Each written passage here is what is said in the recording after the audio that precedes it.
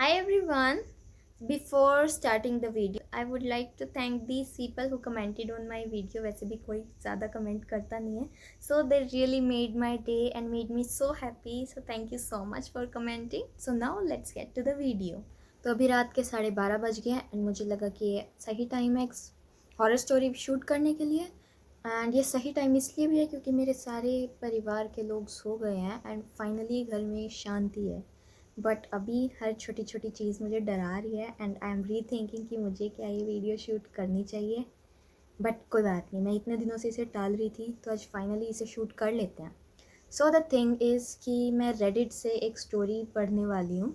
It's basically in English but I will translate it in Hindi also, जैसा सबको comfortable लगे. But you can comment down आपको कैसी लगी है एंड क्या मुझे इंग्लिश में भी पढ़नी चाहिए और फिर हिंदी में ट्रांसलेट करना चाहिए, या मुझे पहले से ही वीडियो बनाने से पहले ही तैयारी करनी चाहिए कि उस वीडियो को पहले से ही मैं हिंदी में कन्वर्ट करके रखूं एंड फिर उसे आप सबको सुनाऊं. So please I hope you will comment down and कैसी लगी ये भी बताना, या मुझे क्या चेंजेस करने चाहिए. So let's start. ओके, तो इस स्टोरी का नाम है I have been mailing pieces of myself to my ex. नाम ही कितना क्रीपी है इसका. तो मुझे डर है कोई मुझे यहाँ पे कैमरे में या जब मैं बाद में वीडियो देखूँ कुछ यहाँ पे ना दिख जाए. एनीवे, इससे पहले कि कुछ हो, let's continue the story. 6 months down the drain, I'm still kind of in shock. Well, maybe that's not the word for it.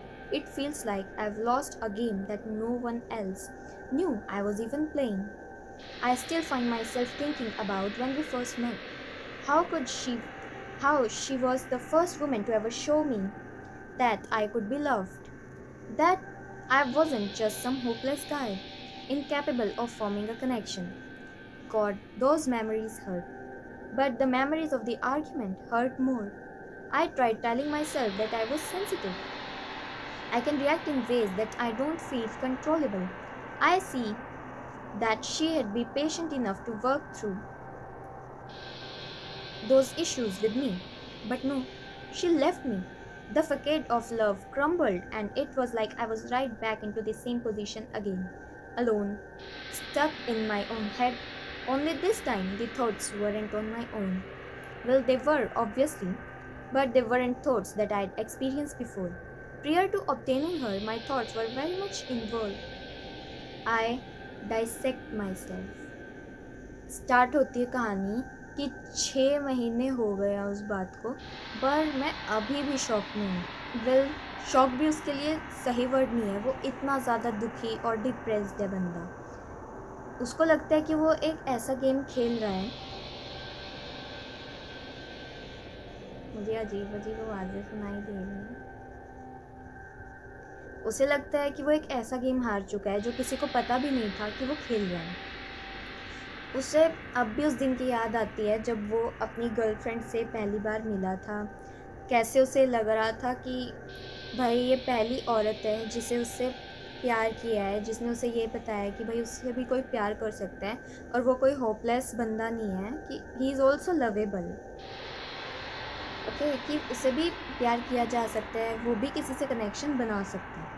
तो उसे वो बातें सोच सोच के बहुत दुख होता है, जो भी उनकी प्यार भरी मेमोरी हैं. बट उन्हें उन बातों का ज़्यादा दुख है जब जब उनके आर्ग्यूमेंट्स हुए, उनका झगड़ा हुआ, उनकी बहस हुई. उसे उस बंदे ने अपनी गर्लफ्रेंड को बताने की कोशिश करी कि भाई वो सेंसिटिव है. ठीक है, वो ऐसे रिएक्ट करता है जब उसका खुद पे कंट्रोल नहीं रहता. Like may be he is aggressive और समथिंग. ठीक है, उसने सोचा था कि वो समझेगी. उससे लगा था कि भाई ठीक है, वो पेशेंट रहेगी, मुझे समझेगी, मुझे टाइम देगी एडजस्ट करने के लिए. लेकिन नहीं, उसने उसे छोड़ दिया. और जो भी ये सारा दिखावा था, नाटक था प्यार का, वो सब उतर गया. और उसे लगा कि अब वो वापस उसी पोजीशन में है जहाँ से उसने स्टार्ट किया था. बस डिफरेंस इतना था कि अब भी उसके दिमाग में जो थॉट्स घूमते रहते थे, जो भी सारी बातें घूमती रहती थी, वो उसकी अपनी नहीं थी. वेल ऑफ कोर्स वो उसकी अपनी थी, बट वैसी नहीं थी जब वो ब्रेकअप से पहले जो सोचता था. अब वो खुद को काट रहा था. Let's continue the story. Even when I first set my sights on her, it felt like I was out of my body. I became who I needed to be. But it wasn't of my own volition. It was just so I could achieve a goal, I guess. Then I had to go and get attached. Our life started to merge. When it was good, it was fantastic. When it was bad, it was like the world was ending. Like the mask was slipping, but can I even blame it on that? It feels almost childish to do so. That has to be what it was, though. It just so hard to pull it into words. I performed the boyfriend role, but that was the extent of my abilities. अजीब अजीब आवाजें आ रही हैं.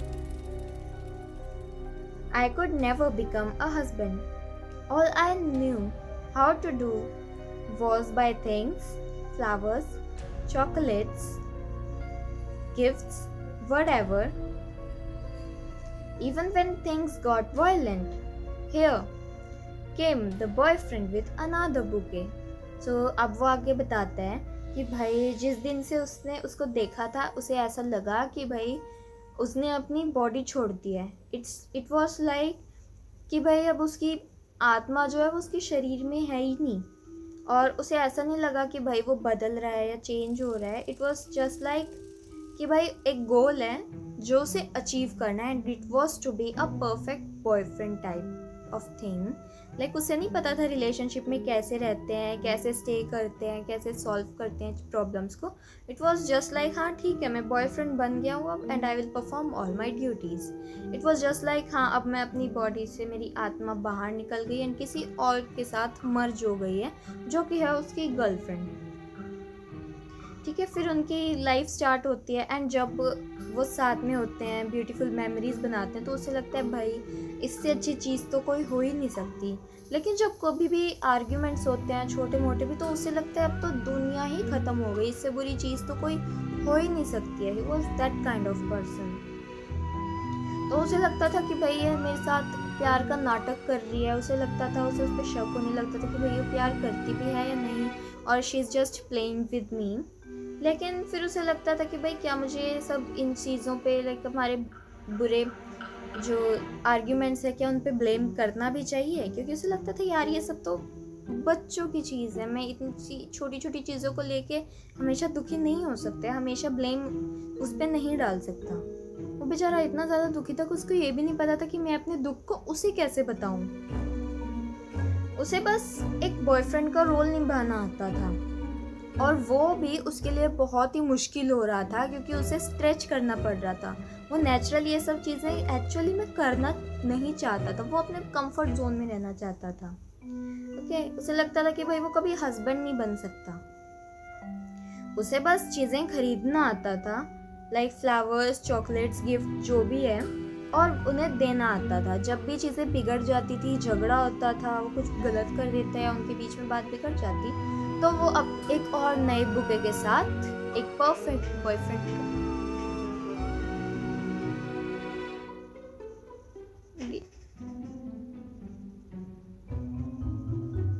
You heard that?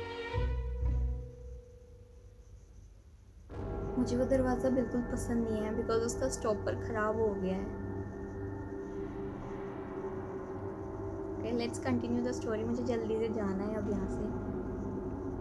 तो जब भी ऐसे उनका झगड़ा होता था वो एक नया बुके लेके आ जाता था to pretend the role of perfect boyfriend. I just knew how to give. I didn't know how to change. I think that's what started the whole ordeal.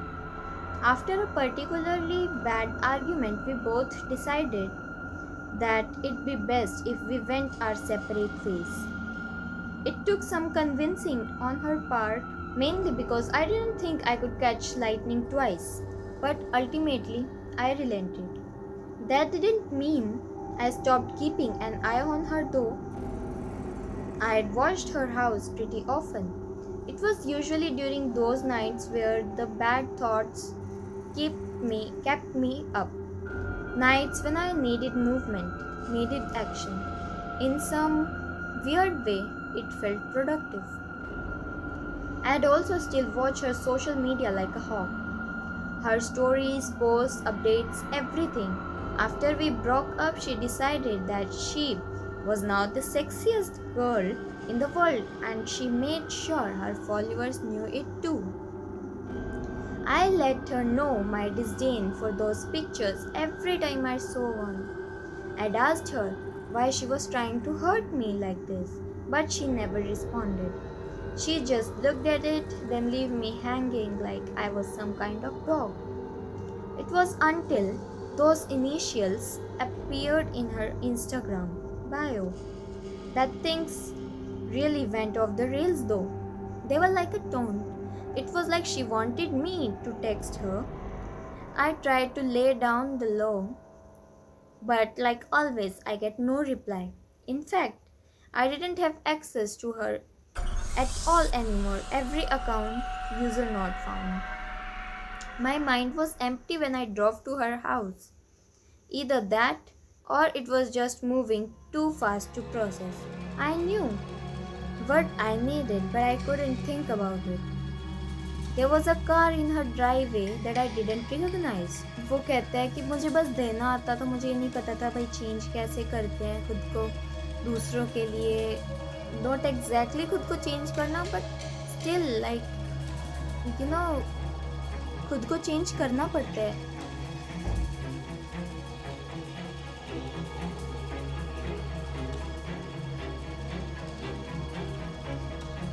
उनके बीच में एक बहुत ही बुरा झगड़ा होता है एक बार को, जिसके बाद वो दोनों डिसाइड करते हैं कि भाई अब ये बेस्ट है अगर हम दोनों अपने सेपरेट वेज में चले जाते हैं तो. और ऑफ कोर्स ये पॉसिबल हो पाया बिकॉज उस लड़की ने उसे समझाया कि अब ये बेस्ट चीज़ है कि हम दोनों अपने सेपरेट वेज में चलते हैं क्योंकि भाई मुझसे और नहीं हो पा रहा जैसे तुम्हारा बिहेवियर है. तो उस बंदे को सोचा भाई ये इतना भी कितना ही बुरा होएगा, मैं सह लूँगा इतना तो, एंड अब दोबारा ये गलती नहीं करूँगा. लेकिन उससे खुद का कंट्रोल नहीं हुआ और वो फिर उसे स्टॉक करने लग गया एक तरीके से. जब भी उसे टाइम लगता वो हमेशा उसके घर को देखता है बाहर से, जैसे स्टॉकर्स देखते हैं लाइक इंस्पेक्ट करते एक तरीके से. ऐसा अक्सर तब होता था जब वो रात को सो नहीं पाता था या उसे लगता था कि भाई अब वो बहुत बोर हो रहा है, उसे किसी तरीके की कोई मूवमेंट करनी है, कुछ तो करना है. एंड उस बियर्डो को ये लगता था कि ऐसा करके उसे थोड़ा प्रोडक्टिव फील होता था. उसे लगता था कि मैंने कुछ काम तो किया है. और फिर वो उसके सोशल मीडिया को ऐसे देखता था जैसे कोई बाज अपने प्रे को देखता है बिल्कुल एज अ स्टॉकर. उसकी हर स्टोरी, हर पोस्ट, हर एक चीज़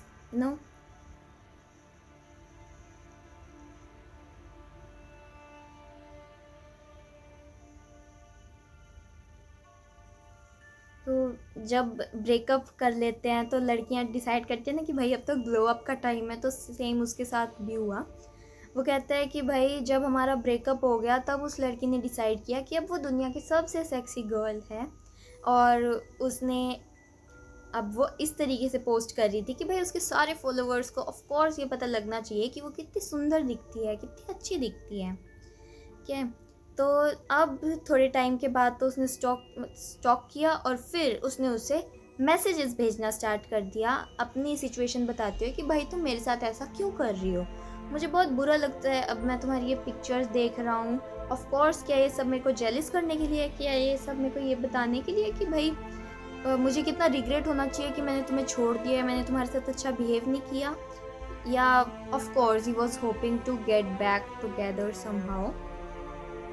लेकिन वो लड़की ने कभी रिस्पॉन्ड नहीं किया. वो उसके मैसेजेस को सीन पे छोड़ देती थी और उसे लगता था कि भाई इसने मुझे ऐसे छोड़ दिया जैसे किसी कुत्ते को छोड़ देते हैं. क्या उसे लगता है कि मैं किसी तरीके का कोई कुत्ता हूँ जो बार बार उसके इंस्टाग्राम पे आके उसे मैसेज करे और वो बस मुझे ऐसे धुतकार देती है या इग्नोर कर देती है. ये सब तब तक चल रहा था लाइक उसे मैसेज कर रहा था सिंपली और उसको स्टॉक कर रहा था एक तरीके से, जब तक उसे इनिशियल्स नहीं दिखे थे उसके इंस्टाग्राम बायो में। लाइक उसने चेंज किया, मे बी उसका कोई नया बॉयफ्रेंड बना होगा जिसके इनिशियल्स यानी नाम के पहले लेटर्स काइंड ऑफ थिंग होती है, उसने अपने इंस्टाग्राम बायो में ऐड करी। और उसके बाद उस बंदे का दिमाग ख़राब होने लग जाता है। तो वो कहता है कि भाई अब तो चीज़ें मेरे बस से बाहर हो गई हैं, इससे ज़्यादा मैं सहन नहीं कर सकता। उसे अब ऐसा लग रहा था कि वो लड़की उसे टॉन्ट कर रही है कि देखो मुझे तो नया बॉयफ्रेंड भी मिल गया एंड तुम अभी तक वहीं के वहीं अटके पड़े हो। उसे ऐसा लगता था कि भाई वो चाहती है कि मैं उसे टेक्स्ट करूँ, मैं उसे स्टॉक करूँ, मैं उसे देखूँ कि वो कितनी अच्छी लाइफ जी रही है मेरे बिना। तो अब उसके पास कोई ऑप्शन नहीं रह गया था कि भाई अब बात उसके बस से बाहर हो गई थी। अब क्या हुआ, जब उसने ज़्यादा उसे टेक्स्ट करना शुरू किया, ज़्यादा स्टॉक करना स्टार्ट किया, तो उस लड़की ने उसे सब जगह से ब्लॉक कर दिया। वो किसी भी पोस्ट को देखता, किसी भी प्रोफाइल पे जाता तो वो लिखा आता user not found, it means उसने उसे सारी जगह से ब्लॉक कर दिया। अब एक दिन फिर वो उसके घर जाता है तो वो उसका दिमाग बिल्कुल खाली होता है। It's like he was hoping some kind कि भाई मुझसे माफ़ी मांगूंगा, वो मान जाएगी, maybe some kind of that thing.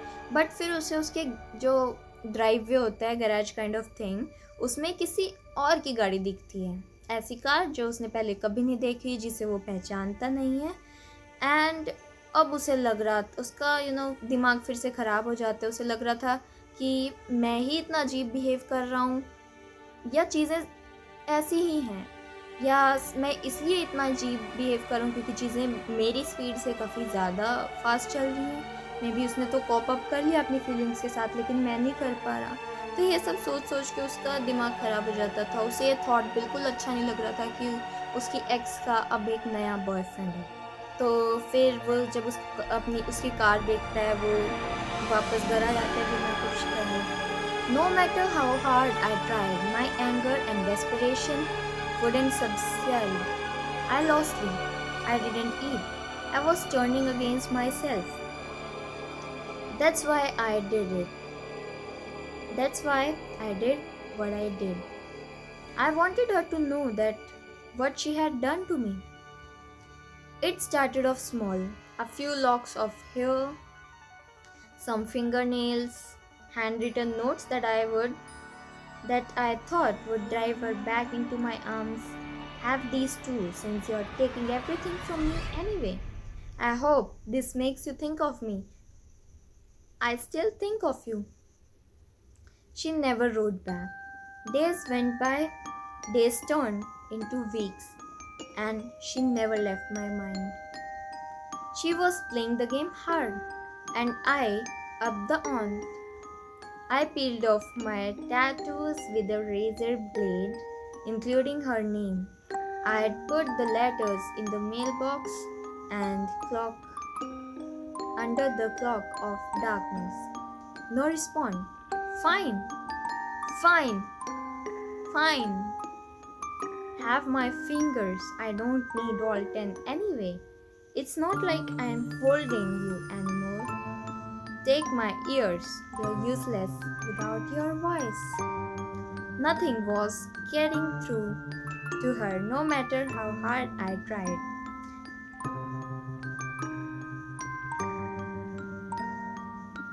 तो अब ये बंदा पागल हो गया बुरे तरीके से। वो कार उसके गैराज में देखने के बाद ये अपना पूरा दिमागी संतुलन खो देता है।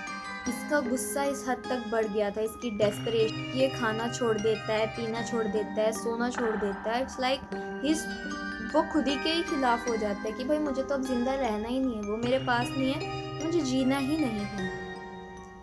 तो अब ये एक्सक्यूज़ देता है कि भाई वो थॉट मेरे मन से नहीं जा रहे उसका, इसीलिए मैंने ये सब किया जो मैंने किया।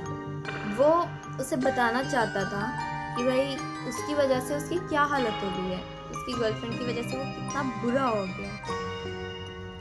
ये सब कुछ बहुत छोटे छोटे तरीके से स्टार्ट हुआ। जैसे पहले a few locks of hair, पहले अपने थोड़े थोड़े बाल काट के भेजना, उसको लेटर्स में पैक करना, और फिर लेटर लिखना, और फिर उसके मेल बॉक्स में छोड़ के आना। और उसने खुद से लेटर्स लिखे, hand written, maybe out of blood, who knows. और उसे लगा था कि ये सब करके वो उसके पास आ जाएगी। जब वो देखेगी कि भाई वो कितनी तकलीफ में है तो वो उसके पास वापस आ जाएगी, ये सोच के कि भाई वो उससे कितना प्यार करता है। अब वो कहता है कि तुम ये भी ले लो, तुम सब ले लो, वैसे भी तुमने मेरे पास छोड़ा ही किया है, ठीक है।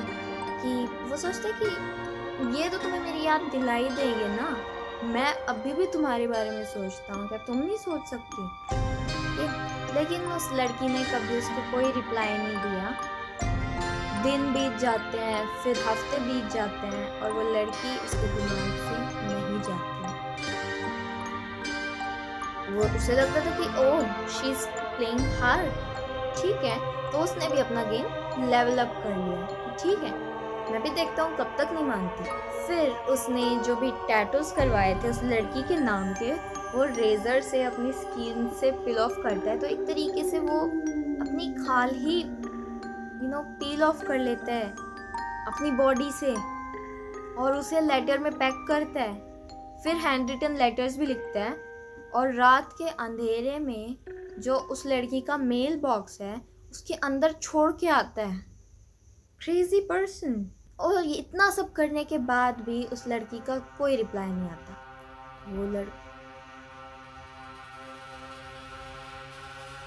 तो वो लड़का कहता है ठीक है ठीक है ठीक है, मैं भी देखता हूँ तुम कब तक अपनी जिद पे अड़ी रहोगी। फिर वो उसको अपनी उंगलियां काट के भेजने लग जाता है। ही इज़ लाइक ठीक है, अब तो मेरी उंगलियां भी ले लो, वैसे भी अब तो मेरे पास पकड़ने के लिए भी कुछ नहीं है, तुम तो मेरे पास वैसे भी चली गई हो, अब मैं 10 की 10 उंगलियों का करूँगा क्या, ठीक है। फिर वो अपने कान भी काट के भेजने लग जाता है, बिकॉज वो कहते हैं कि वो लिखता है वैसे भी ये कान तुम्हारी आवाज़ के बिना बेकार ही है, मैं क्या करूँगा इनका। He is sending his body parts to his ex. लेकिन उस लड़की तक उसकी आवाज़ नहीं पहुंच रही थी। वो चाहे जो मर्ज़ी कर ले, उसने उसे कोई रिप्लाई नहीं किया। वो कितनी भी कोशिश कर ले, उस लड़की की तरफ से नो रिस्पॉन्स, ज़ीरो रिस्पॉन्स। अब next is nothing was getting through to her no matter how hard I tried. The last thing I put in her mailbox were my lips. I wanted her to remember that, what it felt like to kiss me before she lost that privilege. Unfortunately, I don't think I'm gonna be able to keep playing, because right now as I type this, I can see the paramedics and cops outside my house. I can hear them pounding on my door. They are screaming my name and I don't know how much time I have left. But I'll get out. Whether it's the hospital, jail, or an asylum, I'll get out. And once I do, I'm gonna take from her exactly what she took from me. तो जो आखिरी चीज़ उस बंदे ने अपनी x को letter में भेजी वो थे अपने लिप्स काट के, उन्हें लेटर में डाल के, हैंड रिटन लेटर लिख के उसने उसको भेजी। और फिर कहता है कि भाई शायद अब ये लिप्स तुम्हें उस टाइम की याद दिलाएं कि जब तुम मुझे किस करती थी, इससे पहले कि तुमने वो प्रिविलेज खो दिया। Privilege for some kind of you. Anyways, ठीक है, उसने अपने लिप्स भेजे उसे। और फिर कहता है कि लेकिन मुझे लगता नहीं कि इतने टाइम तक मैं अब आगे खेल पाऊँगा, because of course you are cutting your body parts. क्योंकि अभी जैसे वो he is telling it here कि जैसे मैं ये स्टोरी अपनी बता रहा हूँ, जैसे मैं टाइप कर रहा हूँ, मुझे दिख रहा है कि जो पैरामेडिक्स हैं नो, कि एक मेडिकल टीम, डॉक्टर्स टीम और पुलिस मेरे घर के बाहर हैं और वो सब मेरा दरवाज़ा बहुत ज़ोर से खटखटा रहे हैं और चिल्ला रहे हैं अब वो मुझे ले जाएंगे। मुझे नहीं पता कि मेरे पास कितना समय बचा है, लेकिन मैं बाहर आ जाऊंगा। चाहे ये हॉस्पिटल हो, कोई जेल हो, कोई मेंटल हॉस्पिटल हो, मैं बाहर आ जाऊंगा। मैं वापस आऊँगा और मैं तुमसे वो सब वापस छीन लूँगा जो कि तुमने मुझसे छीन ली। टॉकिंग अबाउट हर गर्लफ्रेंड, कि मैं वापस आऊँगा चाहे मैं कहीं पे भी हूँ और मैं उस लड़की से वो सब वापस छीन लूँगा जो कि उसने मुझसे लिया है। ओ माय गॉड, रात के 1 बज चुके हैं एंड ये स्टोरी सुन के मेरा दिमाग ख़राब हो गया है। पता नहीं मुझे नींद भी आएगी कि नहीं। Anyways, I hope you enjoyed listening to this. And अभी मुझे काफ़ी ज़्यादा डर लग रहा है, तो मैं सोने चली जाती हूँ कंबल के अंदर। एंड प्लीज़ कमेंट डाउन कि भाई ये कैसी लगी एंड क्या क्या मुझे नेक्स्ट पार्ट्स भी करने चाहिए। So bye bye, thanks for watching, thank you so much and pray for me. I stay safe.